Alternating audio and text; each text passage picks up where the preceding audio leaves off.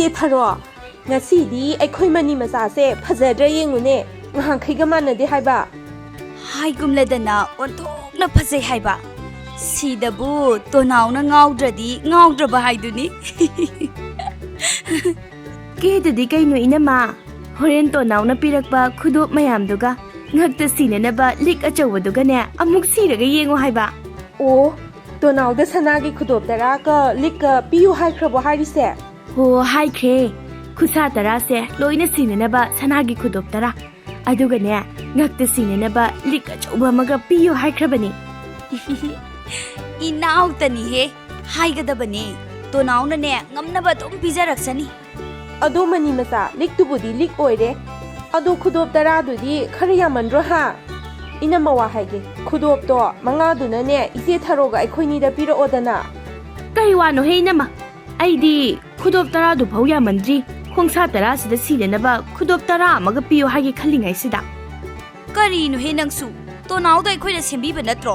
ꯅꯪꯅ ꯐꯪꯒꯗꯧꯔꯤꯕ ꯈꯨꯗꯣꯞ ꯂꯤꯛꯀꯥꯗꯣ ꯑꯩꯈꯣꯏꯅ ꯁꯦꯝꯕꯤꯕꯒꯤ ꯅꯠꯇ꯭ꯔꯣ ꯑꯉꯥꯡ ꯅꯪ ꯅꯕꯨꯛ ꯐꯠꯇ ꯇꯧꯖꯖꯅꯨ ꯇꯣꯅꯥꯎꯗꯣ ꯈꯨꯀꯥꯄꯤ ꯑꯃ ꯀꯥꯞꯄꯗꯅꯦ ꯅꯪꯒ ꯀꯥꯏꯅꯍꯟꯕ ꯉꯝꯕꯖꯥꯠꯅꯤ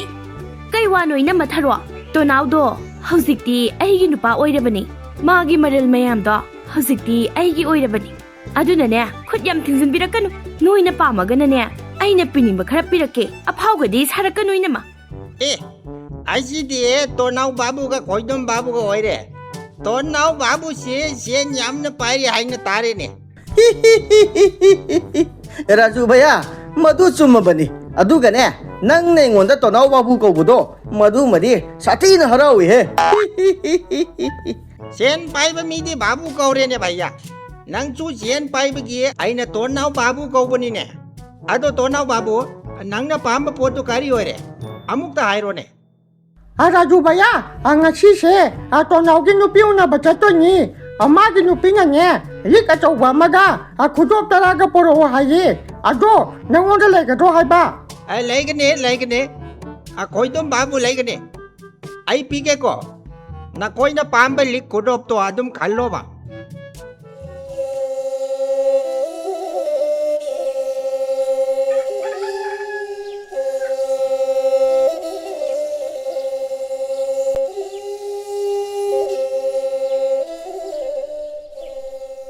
ꯊꯥꯏꯅ ꯃꯃꯥꯡꯉꯩꯗ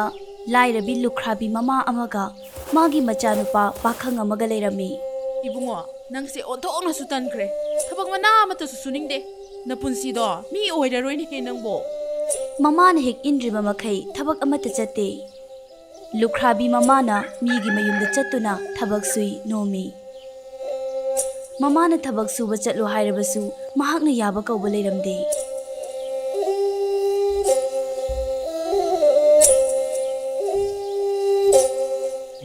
ꯑꯩꯁꯦ ꯁꯨꯃꯥꯏꯅ ꯁꯨꯝ ꯂꯩꯕꯅꯗꯤ ꯑꯣꯏꯔꯔꯣꯏ ꯂꯪꯐꯩ ꯆꯠꯇꯨꯅ ꯂꯥꯏꯕꯛ ꯆꯥꯡ ꯌꯦꯡꯂꯨꯔꯒꯦ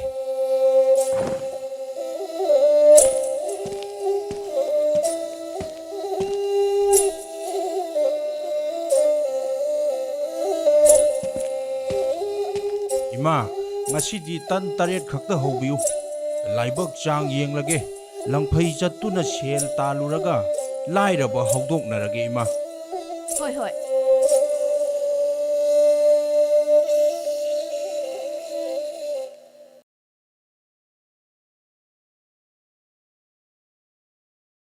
ꯏꯃꯥ ꯑꯩ ꯆꯠꯂꯒꯦ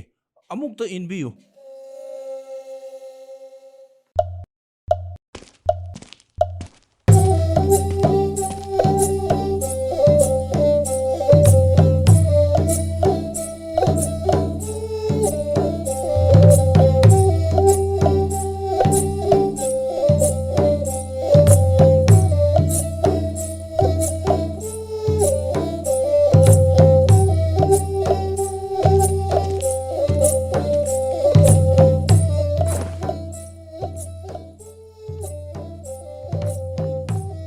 ꯑꯩꯕꯨ 8 ꯁꯤꯒꯤ ꯃꯅꯨꯡꯗ ꯀꯔꯝꯕ ꯍꯥꯟꯅ ꯆꯥꯁꯤꯒꯦ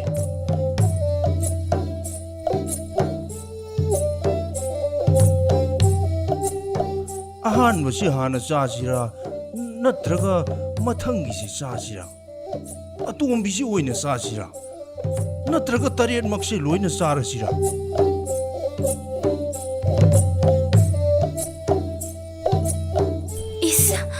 कमदौनी सिदी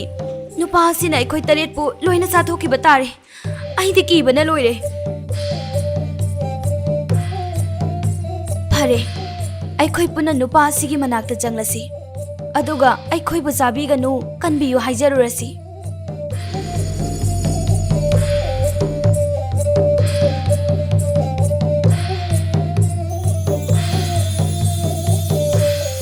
हे नुपा नंग अखोई बु चाबीगनु नंगी पुंसी अदुबु अवात अपा लैरोइदबा थोउ हाइबदा थोपा पोट अमा पीरगे अखोई तरेट की थवाइददि कनबियुबा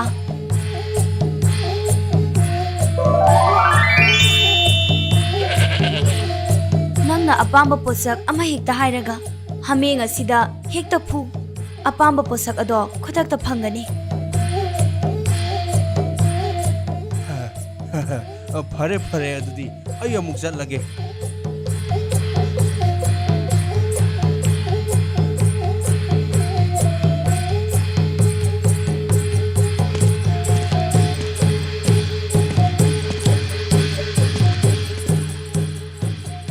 इश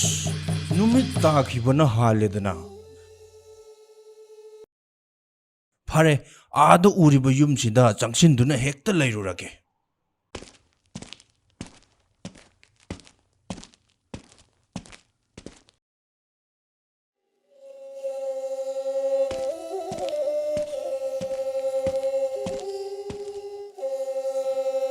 तादा अई ngasiगी ahingsimadang तादगी युमसिदा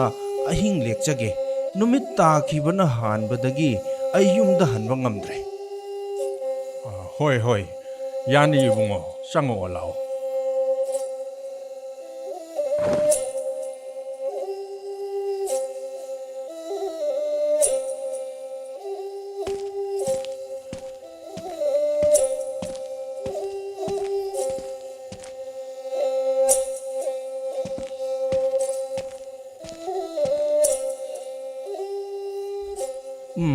इमुंग असी यामना लाइरब इमुंग अमा ओइरे फरे अई हामेंग असी चांग येंगबो ओइना ngasiगी मथेलसे अईना ngamlage तादा ngasi नुमिदांगी चाना थकनबदी करीमता वाबिरुरनु अईना थोकपा सिनजरगे पुखम अहुम टेंकोट अहुम खक्ता थौरांग तौबियु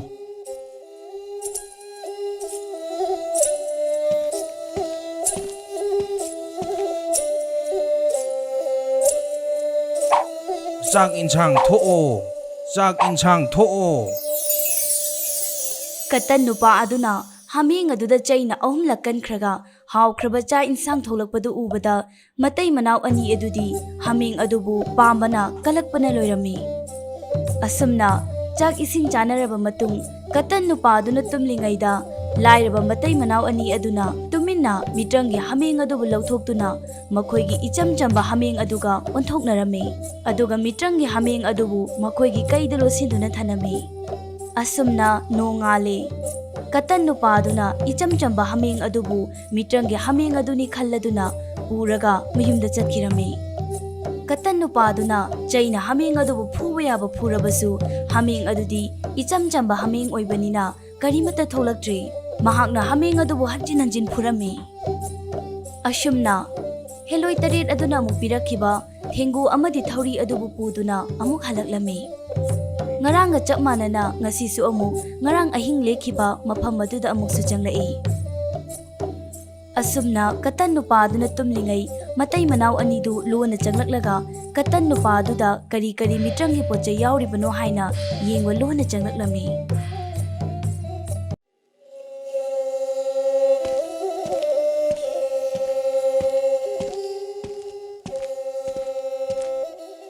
इमा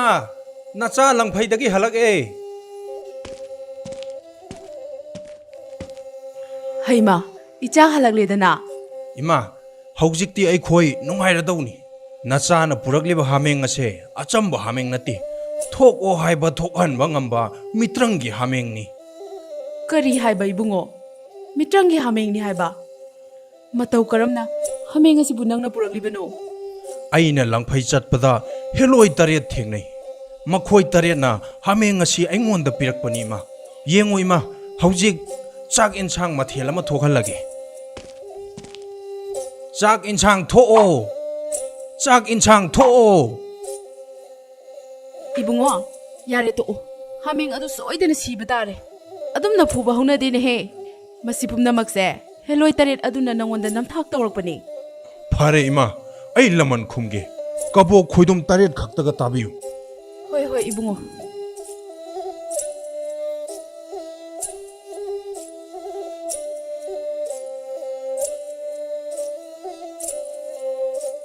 ꯑꯁꯨꯝꯅ ꯍꯥꯟꯅꯒꯤ ꯃꯇꯧꯒꯨꯝꯅ ꯃꯃꯥ ꯑꯗꯨꯅ ꯀꯕꯣꯛ 8 ꯈꯛ ꯇꯥꯕꯤꯗꯨꯅ ꯃꯆꯥ ꯀꯇꯟꯗ ꯄꯤꯔꯗꯨꯅ ꯃꯆꯥ ꯑꯗꯨꯕꯨ ꯏꯟꯕꯤꯔꯝꯃꯤ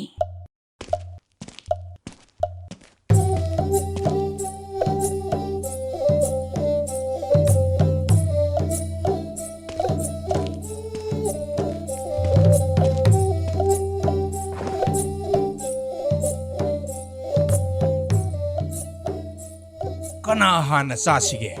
ꯑꯍꯟ ꯍꯥꯟꯅ ꯆꯥꯁꯤꯔꯥ ꯑꯇꯣꯝꯕꯤꯁꯤ ꯍꯥꯟꯅ ꯆꯥꯁꯤꯔꯥ ꯐꯩ ꯉꯁꯤꯗꯤ ꯈꯪꯒꯅꯤꯗꯣ ꯂꯣꯏꯅꯃꯛ ꯍꯦꯛ ꯆꯥꯊꯣꯛꯀꯦ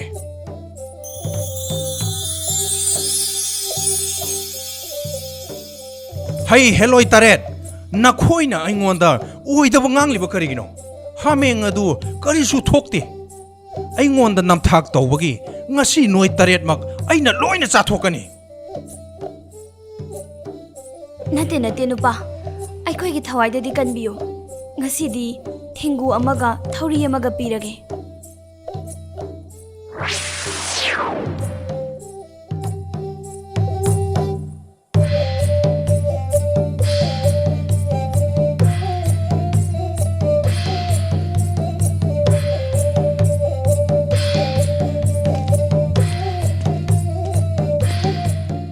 ꯇꯥꯗ ꯑꯩ ꯉꯁꯤꯒꯤ ꯑꯍꯤꯡꯁꯤꯃꯁꯨ ꯂꯦꯛꯆꯕ ꯇꯥꯔꯦ ꯍꯣꯏ ꯍꯣꯏ ꯆꯪꯉꯛꯑꯣ ꯂꯥꯛꯑꯣ ꯃꯁꯤꯒꯤ ꯑꯉꯥꯡ ꯑꯁꯤꯅ ꯅꯍꯥꯟꯗꯤ ꯌꯥꯏꯑꯣꯏꯕ ꯍꯥꯃꯦꯡ ꯑꯃ ꯄꯨꯔꯒ ꯂꯥꯛꯄꯅꯤ ꯉꯁꯤꯅ ꯑꯃꯨꯛ ꯀꯔꯤ ꯄꯨꯔꯛꯂꯤꯕꯖꯥꯠꯅꯣ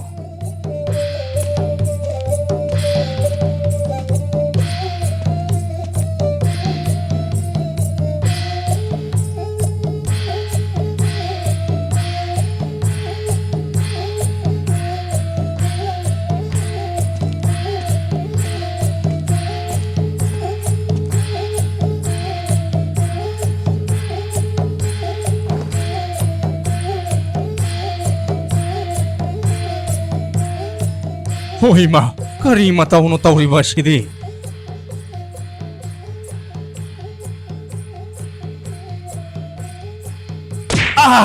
ꯑꯩꯌꯣ ꯏꯃꯥ ꯑꯩ ꯁꯤꯔꯦ ꯑꯩꯈꯣꯏ ꯑꯃꯨꯛ ꯍꯟꯅ ꯍꯨꯔꯥꯟꯖꯔꯔꯣꯏ ꯑꯩꯈꯣꯏꯅ ꯍꯨꯔꯥꯟꯕ ꯍꯥꯃꯦꯡ ꯑꯗꯨꯁꯨ ꯄꯨꯊꯣꯔꯛꯂꯒꯦ 이붕어, 아이코이부 아무것도 ꯉꯥꯛꯄꯤꯌꯨ. ꯅꯪꯒꯤ ꯃꯤꯇ꯭ꯔꯪꯒꯤ ꯍꯥꯃꯦꯡ ꯑꯗꯣ ꯑꯩꯈꯣꯏꯗꯩ ꯏꯅꯥꯎꯅ ꯍꯨꯔꯥꯟꯕꯅꯤ. ꯐꯔꯦ ꯇꯥꯗ, ꯍꯥꯃꯦꯡꯗꯨ ꯑꯩꯉꯣꯟꯗ ꯄꯤꯕꯤꯔꯣ. ꯉꯁꯤꯒꯤ ꯑꯍꯤꯡꯁꯤꯃꯗꯤ ꯑꯩ ꯇꯥꯗꯒꯤ ꯌꯨꯝꯁꯤꯗ ꯂꯦꯛꯆꯕ ꯇꯥꯔꯦ. ꯍꯌꯦꯡ ꯅꯣꯡ ꯍꯦꯛ ꯉꯥꯟꯕꯒ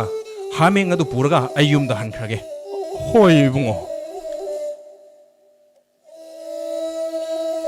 ꯑꯁꯨꯝꯅ ꯅꯣꯡꯉꯥꯜꯂꯦ. ꯃꯇꯩ ꯃꯅꯥꯎ ꯑꯅꯤꯅ ꯀꯇꯟ ꯅꯨꯄꯥ ꯑꯗꯨꯗ ꯃꯤꯇ꯭ꯔꯪꯒꯤ ꯍꯥꯃꯦꯡ ꯑꯗꯨꯕꯨ ꯄꯨꯊꯣꯛꯇꯨꯅ ꯄꯤꯔꯝꯃꯤ. ꯀꯇꯟ ꯅꯨꯄꯥꯗꯨ ꯃꯤꯇ꯭ꯔꯪꯒꯤ ꯑꯉꯧꯕ ꯍꯥꯃꯦꯡ ꯑꯗꯨꯕꯨ ꯄꯨꯗꯨꯅ ꯃꯌꯨꯝꯗ ꯍꯟꯈꯤꯔꯝꯃꯤ. ꯃꯃꯥ ꯂꯨꯈ꯭ꯔꯥꯕꯤ ꯑꯗꯨꯗ ꯍꯥꯃꯦꯡ ꯑꯗꯨ ꯎꯠꯂꯝꯃꯤ. ꯍꯟꯗꯛꯇꯤ ꯇꯁꯦꯡꯅꯃꯛꯀꯤ ꯃꯤꯇ꯭ꯔꯪꯒꯤ ꯍꯥꯃꯦꯡ ꯑꯗꯨ ꯑꯣꯏꯔꯕꯅꯤꯅ ꯀꯇꯟ ꯅꯨꯄꯥꯗꯨꯅ ꯆꯩꯅ 3 ꯀꯟꯕ ꯃꯇꯝꯗ ꯁꯅꯥ ꯂꯨꯄꯥ ꯀꯌꯥ ꯑꯃ ꯊꯣꯔꯛꯇꯨꯅ ꯂꯨꯈ꯭ꯔꯥꯕꯤ ꯃꯃꯥ ꯃꯆꯥ ꯑꯗꯨ ꯅꯨꯡꯉꯥꯏ ꯌꯥꯏꯐꯅ ꯄꯥꯟꯈꯤꯔꯝꯃꯤ.